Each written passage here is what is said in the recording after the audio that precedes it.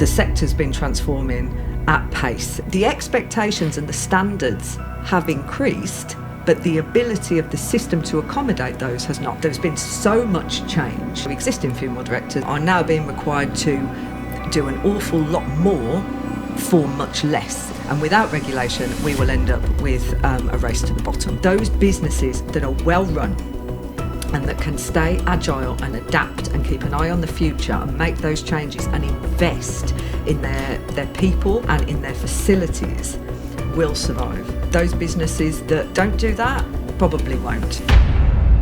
Welcome to the podcast, Death, a Changing Industry. Today with the great pleasure to welcome the NAFD's Rachel Bradburne. Rachel, great to welcome you here and thank you for joining us to discuss all things funerals, regulation and solutions to the problems that are taking place currently. What do you think the biggest changes we've seen in the last 5 to 10 years in the funeral industry?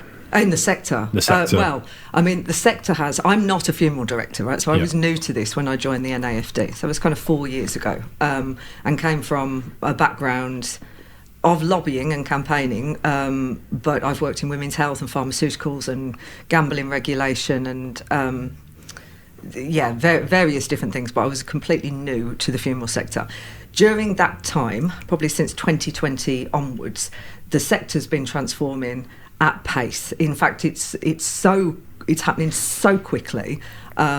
It's difficult for anybody to keep up, even if in a day that's all I do. My day is full of monitoring, communicating all these changes that are going on, and there hasn't been a moment to stop since 2020. So it started with the CMA and price transparency and regulation by the Competition and Markets Authority, the competition regulator. Then we had the pandemic, which shone a spotlight on the funeral sector as providing a key public service, social service, but in the private sector. You can't manage without death management. You can't, and the pandemic highlighted that. Very, tremendous pressure on the sector, which rose to the occasion. Then we rolled straight into financial regulation by the FCA, the Financial Conduct Authority, of pre-need products. Very important at the moment. Then we've been subject to a number of calls for regulation of quality. There have been scandals in the press. There was the case of David Fuller, the electrician, the murderer, David Fuller, in Maidstone and Tunbridge Wells, and then an independent inquiry into his crimes. And of course, there's no quality regulation in the funeral sector. So there's regulation of financial products sold by funeral directors. There's regulation in terms of price and some practices, what you can and can't do with hospices and whatnot. But there's no regulation of quality, other than through the trade bodies, which is by consent, by the funeral director's consent. So we've had all that focus on quality. And all while this has been going on, consumer behaviour has been evolving, again, at pace. We've had technological advances, we've had developments in terms of purchasing, consumer behaviour online, what people want from funerals as well, so expectations and behaviour from consumers has been changing. There's been a quite serious economic downturn globally, which has impacted the choices that people can and do want to make. We've seen new entrants to the market in all sorts of areas. Direct cremation providers, but funeral directors, they're all funeral directors. Everyone providing care in that way is a funeral director. You can't sidestep your responsibilities by calling yourself something else. But all the time that this has been going on, it's been happening in an unregulated space with regards to the quality. And so existing funeral directors, many of which have been on local high streets for hundreds and hundreds of years, operating to a very high standard, are now being required to do an awful lot more for much less in a crowded marketplace without any definite guarantee of quality and equality of quality across service. That's a very difficult position to be in. And without regulation, we will end up with a race to the bottom, which is in some parts of the market what we're seeing at the moment. I've always been interested, like you said then, we can measure costs and we've got the CMA have helped us do that with price lists online and within funeral homes. But how and what other ways can we measure quality of service? How do we do that? Oh, that's an interesting question. So the funeral sector in general, but you are, I'll put that question back to you, is how do you think you can best manage? How can you judge whether or not the service you deliver has been a success for that particular person? Because funeral directors traditionally were able to measure client satisfaction by repeat custom. And if you're local and embedded in a community, like your business is, and some businesses have been for hundreds and hundreds of years, then that repeat custom is a demonstration that what you're doing is a very, very good job. In addition to cards, thank you cards on the walls. We're in a different kind of environment now, and we're not particularly good in the funeral sector about measuring client satisfaction. Now, there are many reasons for this, not least that bereaved people are vulnerable, and they're vulnerable to different extents at different times. So, do you send out a questionnaire as you would do after a holiday? Does that work? If you hit it at the right time, potentially you might get some useful information. But it's a very, very challenging thing to do, and I'm not sure at the moment that anybody has quite cracked it in terms of that, but I'd be interested in your thoughts as a business owner. I think about restaurants, how do we measure experience? It's very difficult to put into a measurement. I think like what you said though, repeat clients is obviously the obvious way to see and feel that. But it is very difficult. I haven't come up with a solution yet for it, is the honest answer. No. I think the market will need to develop somewhat, and the forward look is quite important for the funeral sector, which is a change, because discreet service and professional discreet service is kind of at the heart of what's delivered. But how do you know if you've achieved what you were trying to achieve in each individual case? Because it's subjective.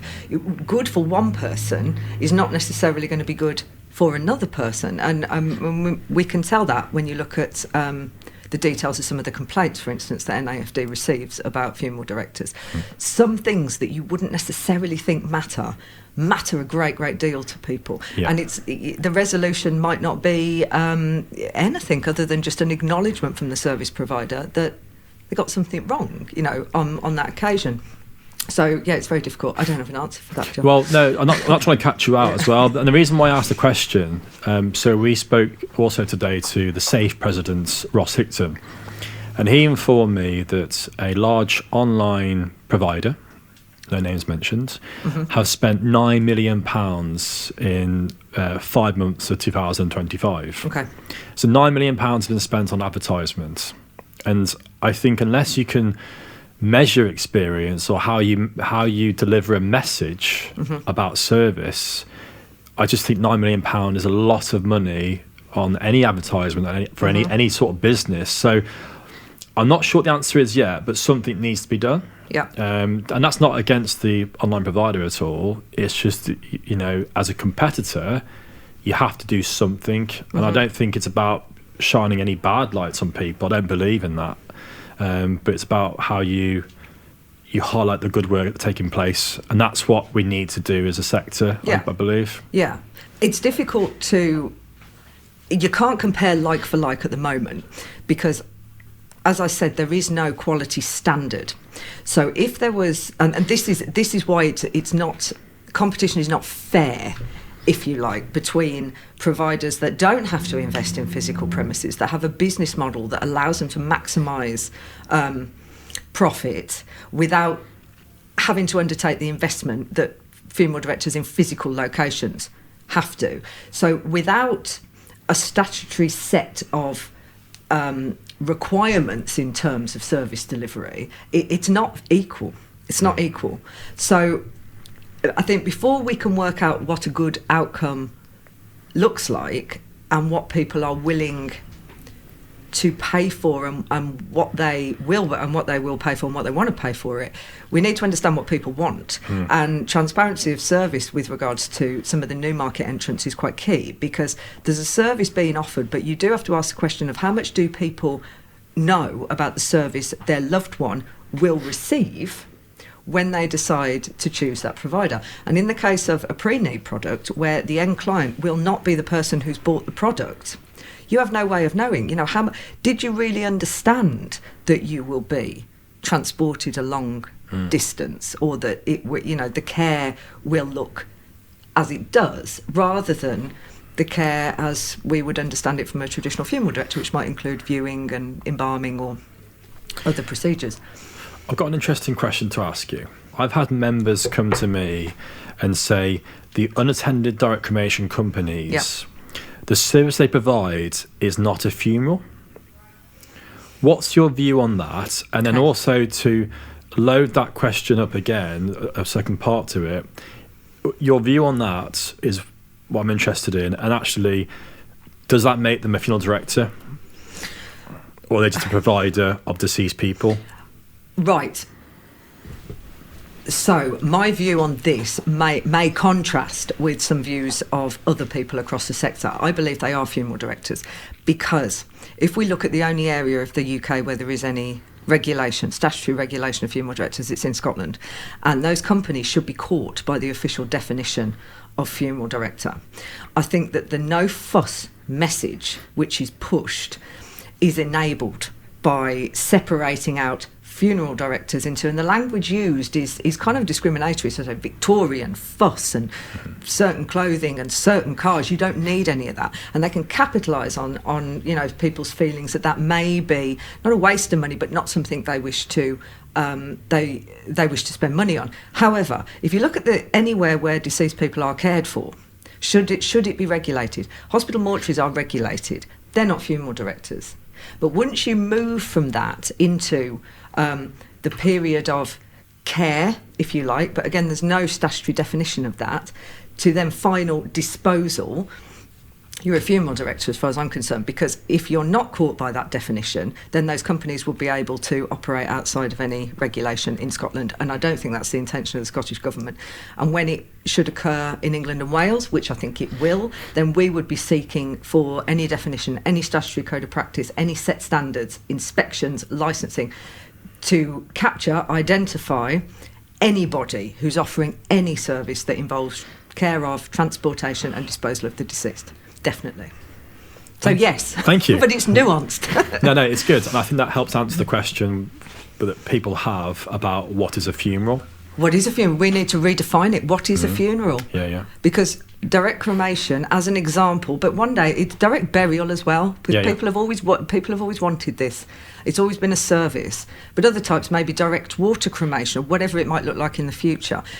They're all funerals. It's all funeral care. If we want to call it something else, then let's look at it academically and work out where the different stages are. But for the purposes of agreeing a quality standard that all clients and consumers should be able to expect, they're all funerals. It's all funeral care. Yeah. So I believe it's... And we need it to be like that to provide the base level of what care and support looks like across the whole board. Yes. Deceased people. Yeah. Well, do you think this is it's an interesting way to look at it? If people understood mortuary care, which most people don't and they don't want to, but if they did understand mortuary care, would people choose not to pay for some of the care that you and your mortuary deliver, for opportunities for viewing, for people to be embalmed, cleaned, cared for? Would people go, forget that? They might forget the fuss and the play. They might not want a fleet of Rolls-Royce hearses or some horses or some Victoriana clothing. But if you actually put it to them, do you want your loved one to be treated in this way or this way? And is that worth a difference of about 600 quid? No. I don't think they'd choose that. So the lack of awareness and people's natural aversion to talking about these things, because some people find it very difficult. People, there are businesses that have capitalised on that. And that's why I do believe that regulation, when we have a set standard, will change the market. And so the difference between these services being offered by online providers and bricks and mortar funeral directors will probably become more narrow, which is good for the market, because direct cremation is not going anywhere. It's not. But it probably won't grow beyond where it is my feeling. Yeah. Okay, that's really interesting. And then going back slightly to some of the challenges we're facing at the moment. Yeah. So you mentioned about the Fuller inquiry. You mentioned other scandals that have taken place. We'll come on to those, but one that's been in the press a lot recently are the delays in a funeral service taking place. So what's happening there? Okay. So you'll know this well, but the gap between death and funeral has been increasing probably for about 15 years. So back in 2009, if you wanted a funeral 10 days, 2 weeks from the point of death, if you wanted that, you could probably have it. Now we're looking at 4 to 5 weeks on an average. The changes to the death certification process, which came in September, created an extra layer of scrutiny and more opportunities for bereaved people to have greater understanding about the cause of death, which is very important.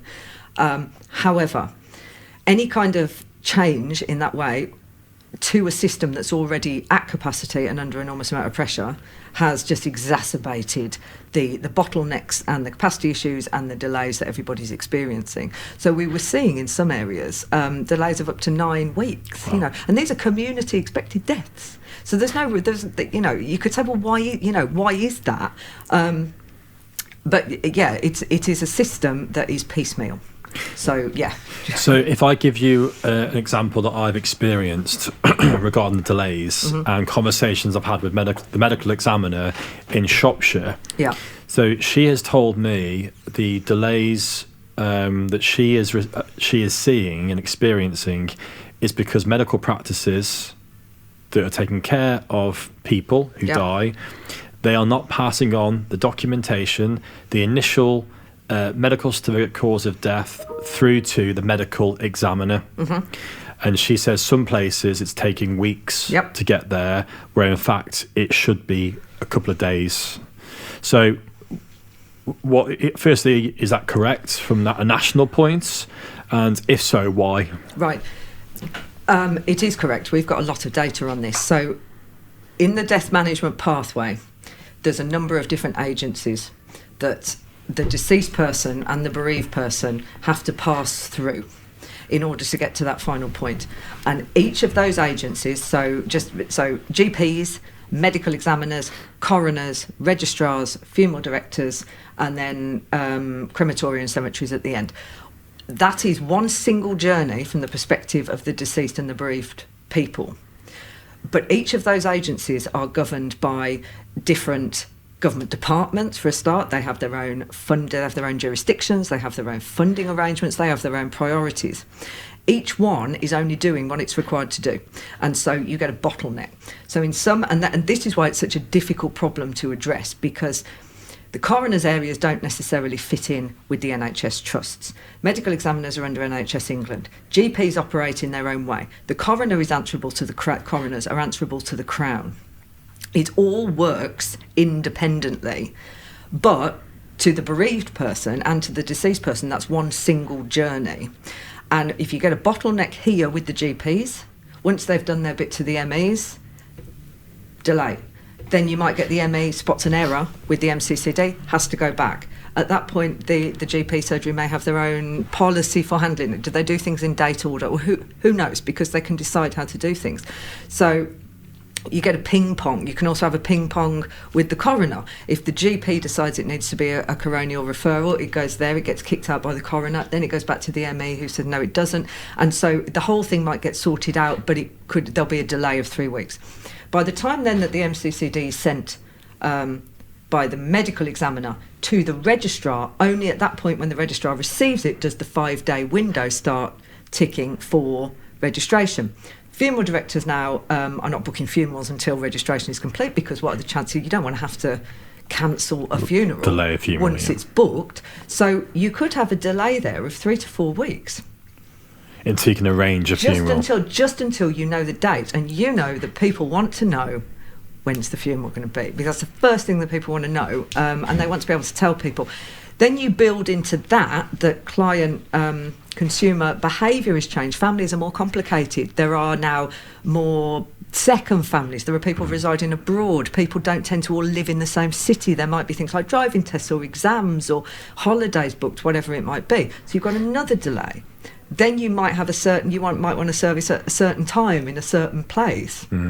then has to be accommodated. Some people are delaying funerals as well because the post-funeral reception, having the wake at a particular building. So, and again, I don't think 15, 20 years ago that was really a consideration. I think it was just, let's get this done. No. Well, here's an interesting question for you. So what is a direct cremation?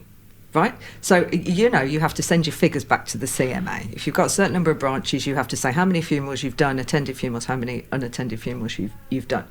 If somebody has a church service elsewhere, and then afterwards that person goes alone to the crematoria for a direct cremation, is that an unattended funeral? And whose definition should we be working against? So the CMA may think, well, yes, because that was the service that was sold. Therefore, in our figures, our market evaluation, we'd say yes. But to the people who attended that church service, is that a direct cremation? So of how much use then are those figures? So for me, an unattended direct cremation it means to me no contact with your person. Yes. That's how I perceive it. An unattended direct cremation is no contact whatsoever. I think everything, any contact in the funeral director's chapel arrests, I think that changes it.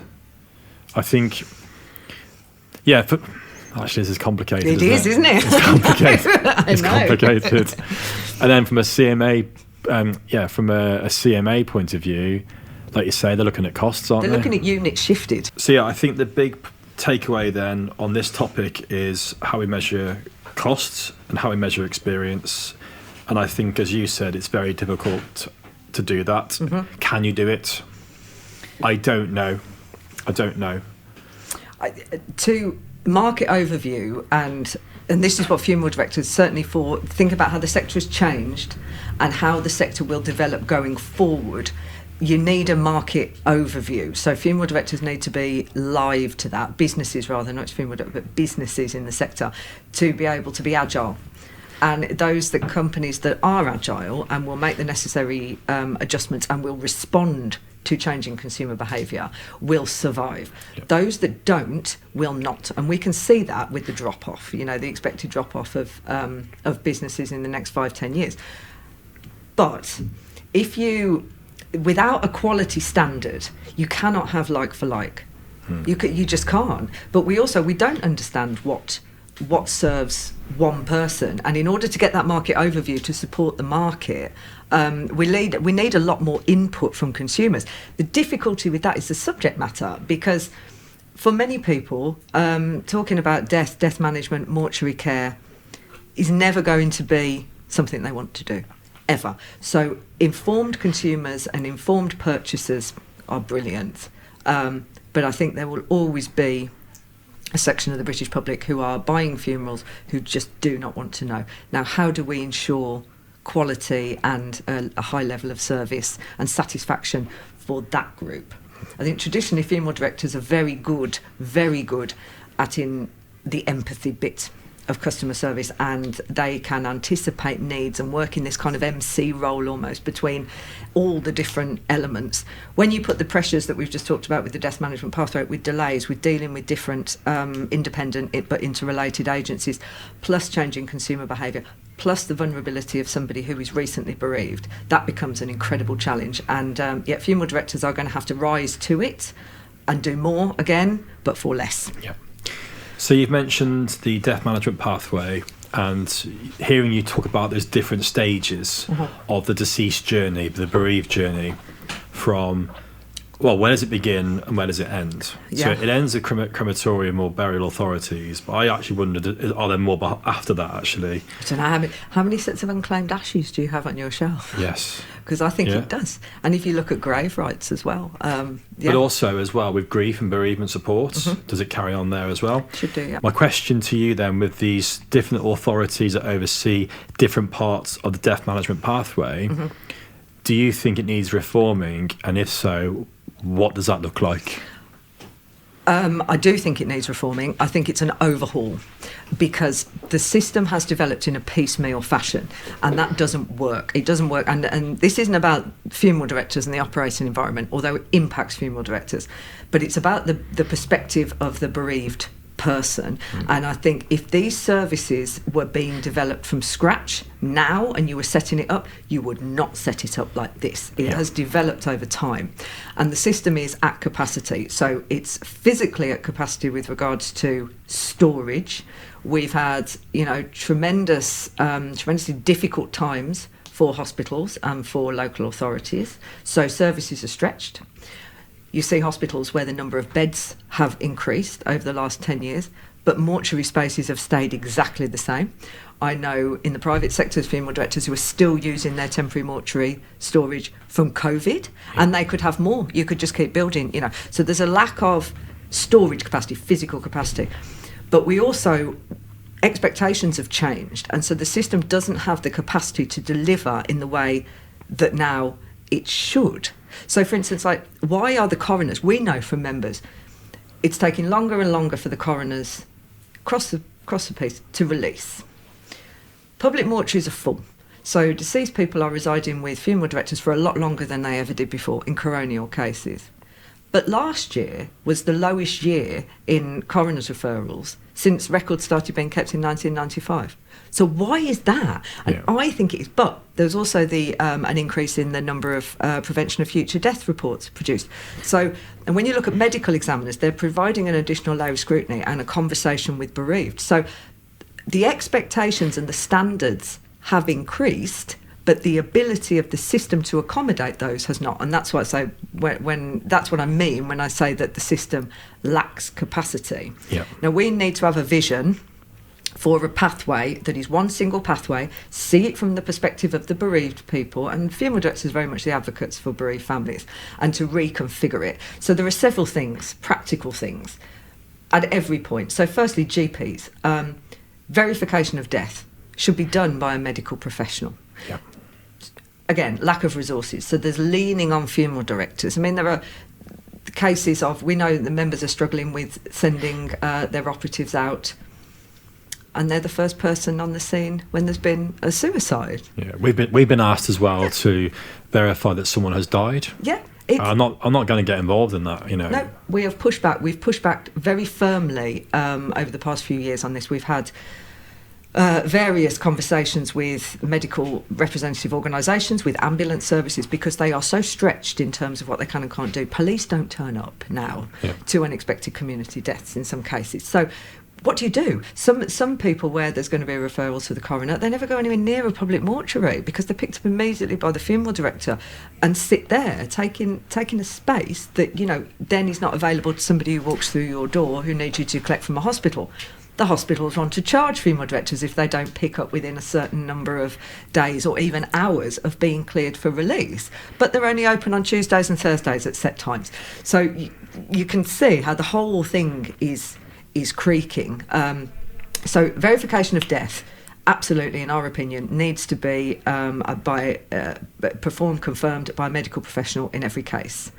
Absolutely, definitely, it does. So that's one change that could be made to benefit bereaved people, because if you're going through that, should it be a funeral operative who comes out to collect in the middle of the night who is doing that? Is that appropriate for the family? Is that, it's not. Also has implications for your business in terms of the training and what you're expecting of members of staff. But also for the bereaved, I'm just thinking that, your loved one, your person has been dying and they have now died. Yeah.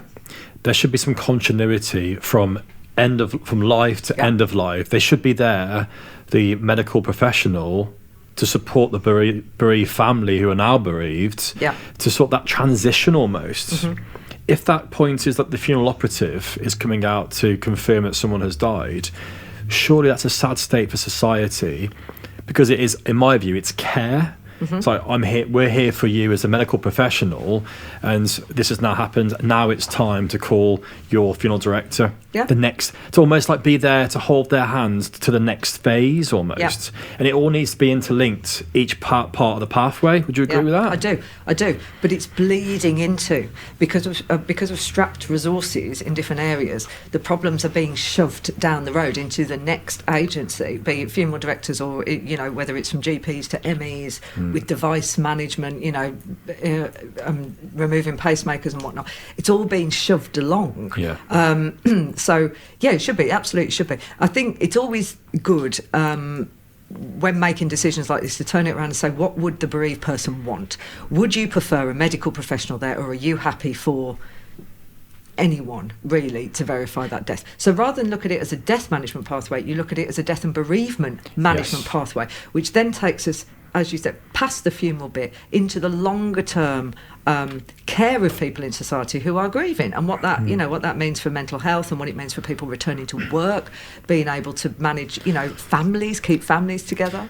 What's really interesting, one area we haven't talked about, which is again part of the changes we've seen, and actually I'm guilty of missing this completely as well, about community and connection, which we often talk about on this podcast.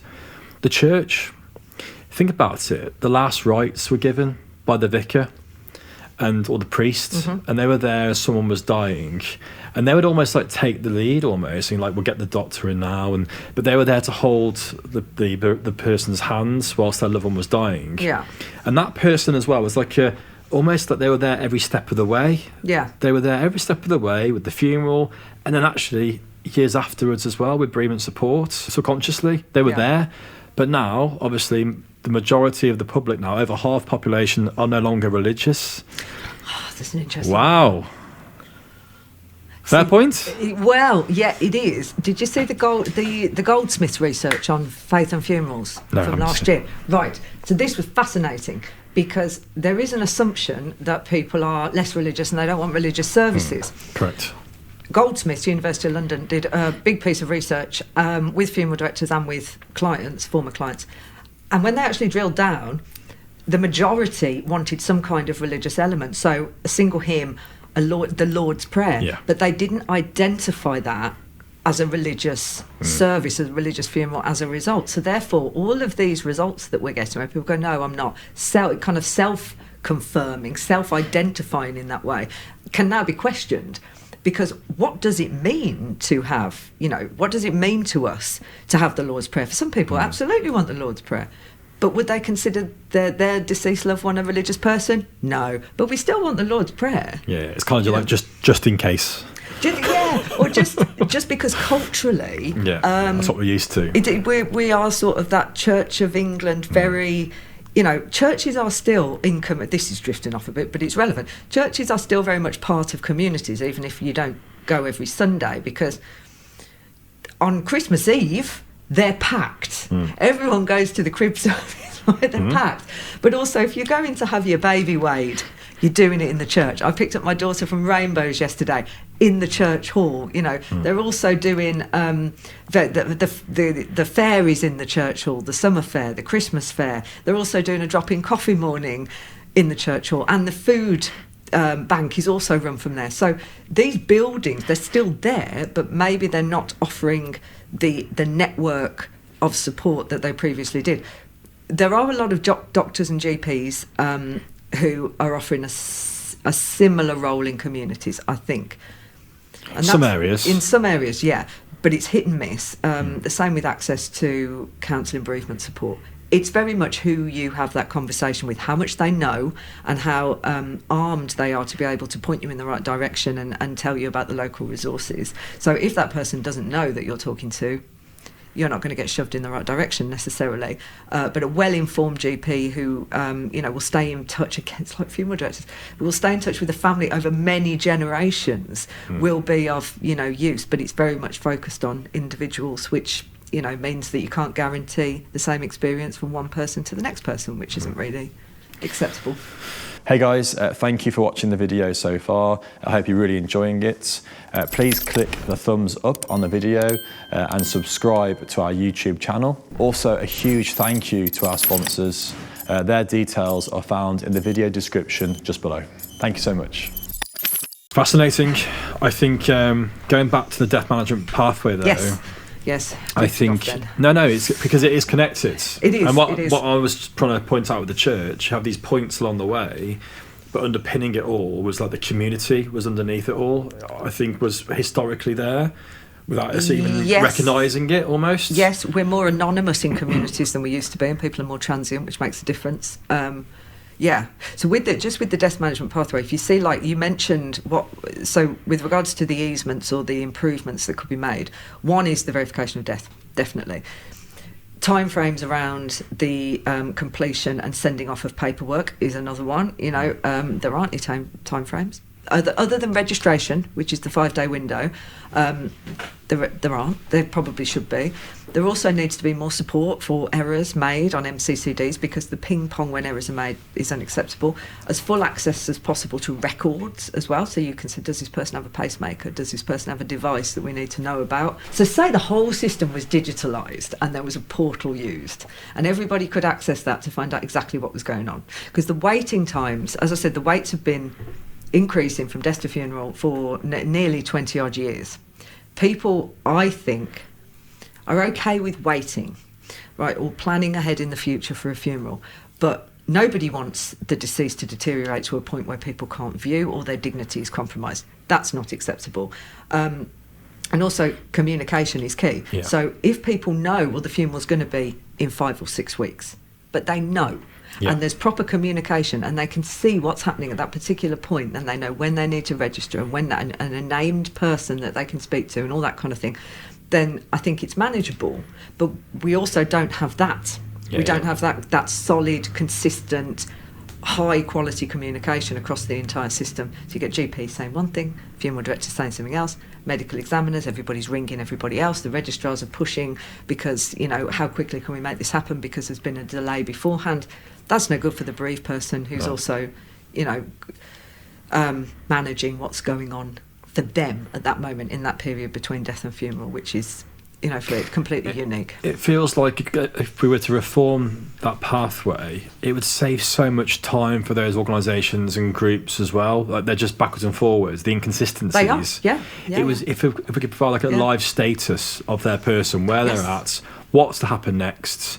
It would be just so much easier. Yes, it would, and a unique identifier. Now this ties in. I can make a question on regulation, but I don't think now that these two things, the reform of the death management pathway and the regulation of funeral directors, are distinct. I think they need to be built in together. Yeah. And again, it's one pathway, to see it as one pathway, one high standard of care that is consistent for both the bereaved person and the deceased person from the point of death and their care in a regulated setting in a hospital mortuary right through to the very end. That's one journey. So, I think that the regulation of funeral directors should be built into that. And the key things that will come out of Fuller, I mean, we know a little bit about what's going to be in Fuller, but the key things will be traceability and transparency across all areas where the deceased are being cared for, transported. And this is when you come, when we asked about our direct cremation providers, funeral directors, well, definition, they should be captured by that definition. But Fuller said everywhere that the deceased person may be should be have a light shone onto that. You should be able to tell where is somebody. We know that it matters to bereaved people where their loved ones are cared for, because the CMA makes sure that you declare it on your SPL. Where will this person be? And quite rightly, you should, because people do care about that. For people watching this or listening to this, the Fuller inquiry, just for those who aren't sure, that was carried out. It was a legal activity carried out by an individual at a public hospital mortuary. It was in a hospital mortuary, yes. Yeah. And it wasn't carried out by anyone from the funeral sector. No, it was an electrician. The inquiry has highlighted a number of problems, not just with access to hospital mortuaries and dreadful behaviour in regulated settings, but they've taken mortuary care and deceased, kind of the care of deceased people as a whole, and so they have looked at the funeral directing sector. And I think we would, or any policymakers, government, anybody else, would be foolish to try and segment it, because to the bereaved people and to the deceased person, They don't know any different when they move from one regulated setting to one that's not. You go, oh, well, it's okay for you to be treated badly there because that's not regulated. Yeah. That's not acceptable. So it needs to be treated as a whole. Yeah. Do you think the regulation in the sector could hinder service and experience for the bereaved, though? What's your views on that? That's interesting. No, I don't. Why do you think it might? I just worry. So, for example, funeral plans now. Yeah. So we do funeral plans, and I think the experience now can get bogged down with the experience for the family who's having a prepaid funeral.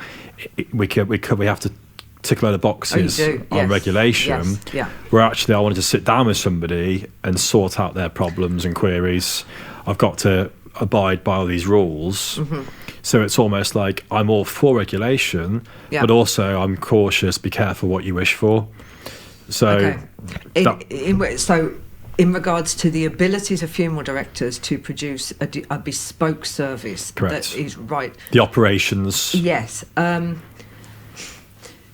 I don't think so, no, because I think that if you look at state, then this would be assuming that any statutory code of practice for England and Wales mirrored the Scottish code and our code, NAFD code at the moment, which allows for very high standards of care, but also customer safety. So we have access to resolve and consumer redress, and you have to have SLAs in place, and there's CPD requirements and whatnot. So the focus is very much on, I say patient safety, but consumer safety. When you're looking at that from a financial model, like with the FCA, it's very different, because what the FCA did was used a model they used for the sale of other things and applied it to a completely unique purchase in the funeral sector. I'm not saying it was the wrong thing to do. I'm not sure how else they were going to do it, but I think in care there are certain we know there's best practice in funeral care. There's no excuse really for not doing that. And the code as it stands at the moment, our code and the Scottish code, to be fair, allows for all different cultural requirements as well. You can still offer a high standard of care to everyone who comes through your door, without necessarily having to all have a formulaic approach towards mortuary care, or everybody has to be embalmed, or nobody is embalmed, or everyone has to have refrigerated storage. Well, if you're if it's your cultural requirement that you're buried within 24 hours, you don't need the refrigerated storage. So as long as the measures allow for that, those kind of that bespoke aspect of it, I think it's okay. So another question then, a way to put that question in another way would be, do you think that some funeral directors would think, I've had enough of this? Like, the pressures the sector's under. There might be a funeral director in their 70s. I do, yeah. And do you think they'd be like, you know what, I've had enough of this now. There's just too much pressure. I do. And I think we can see that as well from some of the data that we've had access to, that businesses are looking, not necessarily just at regulation, but they're looking at societal changes and what the market looks like and what their communities look like, and thinking, it's not for me, and selling, and moving on. And it would concern me if there was that sort of market shift going on, again, without regulation, because you can go and buy, you could buy a business relatively cheaply, and be a fly-by-night, get in, make some money, do some damage to people's lives, and then get out again really quickly. So that would not be, but and of course it is a shame when you have businesses that are, again, hundreds of years old, who don't have the succession opportunities, that they would have had previously. But in some, we offer, NAFD has, we've talked about this frequently with family businesses, a lot of family businesses, about 95% of our membership is family businesses. So it matters a great deal, but people's lives are different and their careers are more international and people's families are different. So it's not always as easy as it has been in generations gone by, You mentioned about the independent funeral directors part of NAFD. Yes. I have seen a lot of comments recently online about how NAFD is serving the larger corporate companies, which, as a past president of NAFD, I disagree with. And I could go on for a while about that. But what's your view on that take? I mean, it's just not true. You can see, I do have this I do have this discussion frequently, not online, but with people, because this is the assumption. I don't think it serves anybody, and it's just not that simple. It's not that simple. But you look at the makeup of our boards and committees, and you sit on them, so you know, and there's a really good representation, not just of different types of funeral businesses, but completely UK-wide. So we could go, I mean, definitely we are not as representative of the sector in general as we could be, but that's not just NAFD. That's that's a cultural problem, and we need to work on that, definitely. But no, we're there to serve the corporates. It's right that the corporate organisations that pay substantial fees should have an input into our work. Do they have any more input than other businesses? No, not into my work. I mean, certainly the bigger members have a key interest in the government affairs activity, in anything that could affect their operating environment.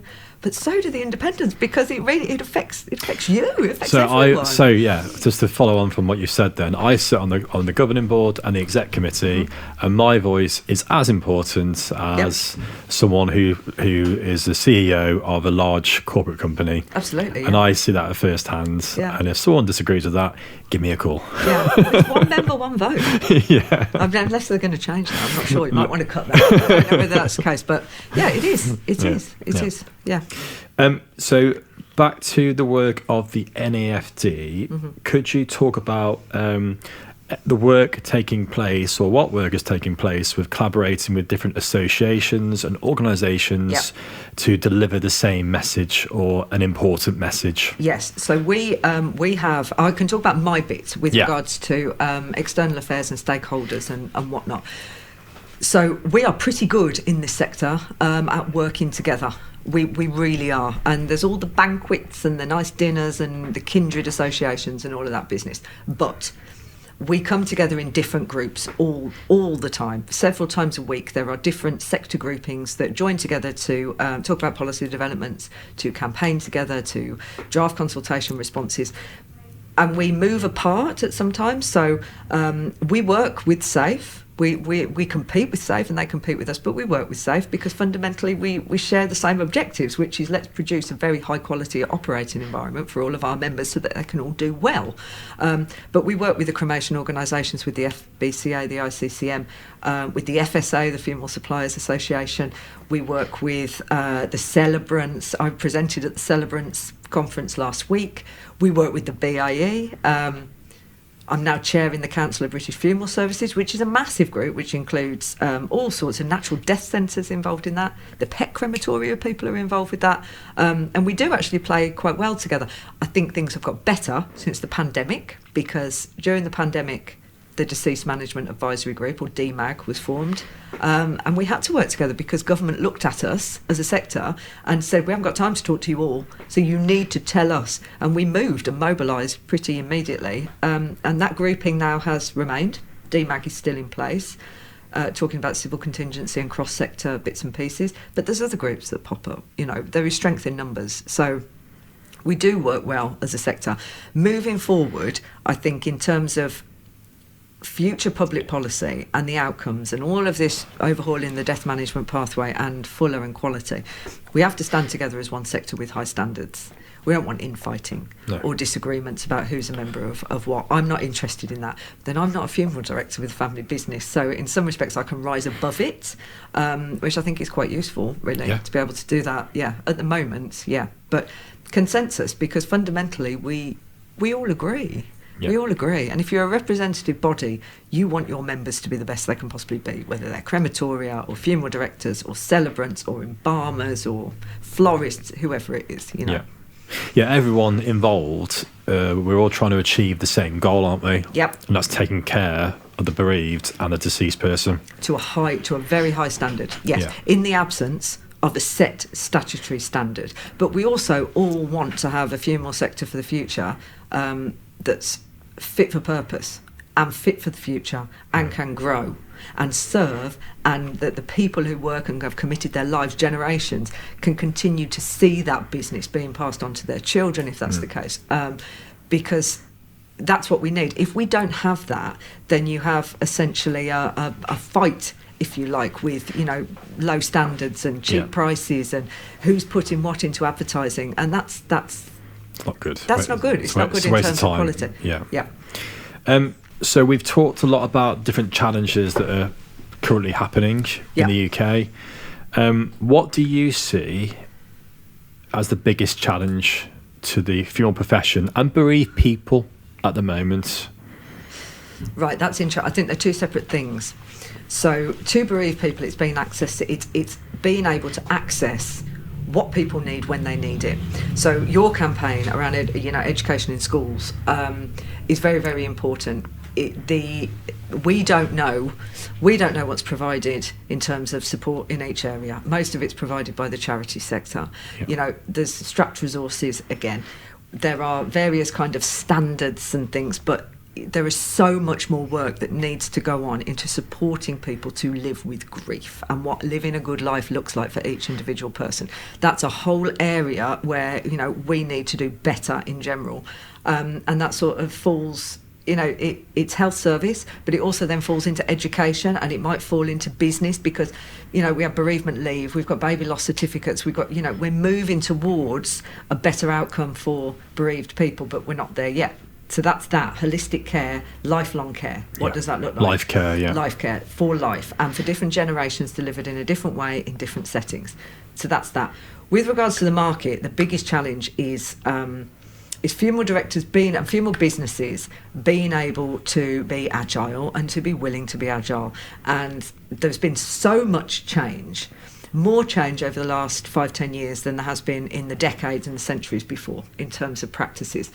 And genuinely, maybe it's not fair, but genuinely, those businesses that are well run and that can stay agile and adapt and keep an eye on the future and make those changes and invest in their people through CPD and in their facilities will survive. They will survive. Those businesses that don't do that probably won't. No. Yeah. And so that's the biggest challenge, is that kind of a mindset change. And I think it's happening. The CMA's terrified everybody, but we've got past it. We've got past funeral plan regulation. We dealt with the pandemic. These things didn't always go well. And regulation will be a similar thing, that everyone's a bit wary because they don't know what the future holds. Carry on. Just take a deep breath and stick with it, but be prepared to be agile and invest, and do the best you can possibly do. I don't think regulation needs to be anything that's too terrifying for NAFD members, because they're already operating to a very high standard, and that standard, if it's up to me, if it's up to us as NAFD, that will become the statutory standard. And it's high. So my final question for you, Rachel, is what excites you the most about the future of the funeral profession? The unknown, I suppose, and the ability of the funeral sector to diversify in a way that meets unknown social expectations, because we don't know what they're going to be. But we are all, there's sort of a scrabble in the dirt going on at the moment around, low-cost services, and everybody's trying to capitalise on different things. But if we're looking to the future, where funeral directors may have water cremators in their high street premises, or they may diversify and become the owners of cemeteries, crematoria, that kind of diversity in the market is very exciting. And also being able to anticipate what people need and what people want, and having a very, very responsive, vital public service delivered in the private sector. Because there can be, you asked a question about regulation and innovation. One thing that regulation will do is promote outside investment. So businesses and companies and investors that have previously had no interest in the funeral sector, as soon as it's regulated, then that becomes an avenue. What ideas and energy will that bring to the services that you can deliver. Totally agree. And once people start understanding that, then it's same with the, live streaming of funerals during the pandemic. Suddenly, the world is open in terms of what people can ask for and what funeral directors can deliver. And sharing all of that amongst the sector will create, who knows what funerals, what death, what our social understanding of death will look like in the future. That's incredibly exciting. And I couldn't think of better people to be involved in that really than funeral directors, because they're all characters, and everybody, particularly when you get independent funeral directors who run their own businesses, the businesses have a character to them, and I have no doubt that there will be services that become owned by certain, there'll be certain characteristics, and that will influence the market and for other funeral directors. And I think just continue to set the bar very, very high in terms of the service delivery. So yes, that if that makes sense and isn't a word salad, that's what I think. No, I think your words described it perfectly, and that is the unknown. It's the unknown. How we adapt and what changes come from the unknown. Yes. Yeah. Great. Yeah. Rachel, thank you so much for your time. Oh, thank you for It's been fascinating, and it's complex. It's complex area in which you work.